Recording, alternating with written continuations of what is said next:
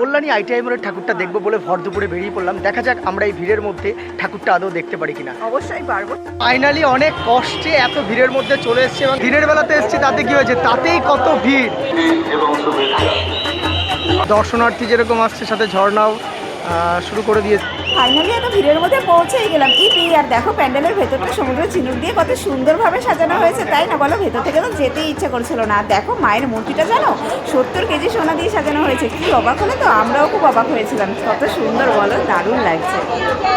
শুধু আমি ঠাকুর দেখাচ্ছি না, কিন্তু তার সাথে সাথে আমি গরম গরম ঘুগনিও খাওয়াচ্ছি। কল্যাণী আইটিআই মোড়ে একটা ঠাকুর দেখে আমাদের গরমে যে কি অবস্থা হচ্ছে দেখো, দেখতেই পাচ্ছ। তবে শুধু একটা ঠাকুর দেখে আমরা থামবো না। আর ও দেখো দূরে দাঁড়িয়ে রয়েছে, হাওয়া খাচ্ছে। কল্যাণী শিক্ষা আয়তন, এবার দেখা যাক ভেতরে ঠাকুরটা দেখতে পারি কিনা। তাহলে চলো আমাদের সাথে। তো স্বর্গের সিঁড়ি পেয়ে গেছে, দেখা যাক ও স্বর্গে পৌঁছাতে পারে কিনা। কিন্তু এত পাপ করেছে, জানি না স্বর্গে উঠতে পারবে কিনা। এই স্বর্গে উঠতে ওর কষ্ট হয়ে যাচ্ছে, কি আর করা যাবে। পাপের বোঝা যখন বেড়ে যায় তখন এরকমই হয়। যেরকমটা বলেছিলাম যে স্বর্গের সিঁড়ি, স্বর্গ থেকে যেন নেমে এসছে অপ্সরা মা। তো দেখে নাও মায়ের মূর্তিটা, মানে একদম মায়ের মূর্তি দেখেই তোমাদের মনে হবে যেন মা একদম স্বর্গ থেকে নেমে এসছে। তোমরা কমেন্টে অবশ্যই জানাবে আমি ঠিক বললাম কিনা।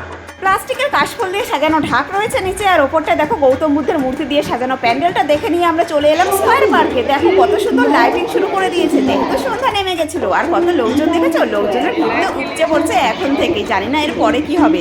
তবে যত যাই বলো, ভেতর থেকে কিন্তু দারুণ লাগছিল। এত বেশি আলোর রোশনাই দেখে কিন্তু একদমই মন ভরবে না তোমাদের, সত্যি বলছি।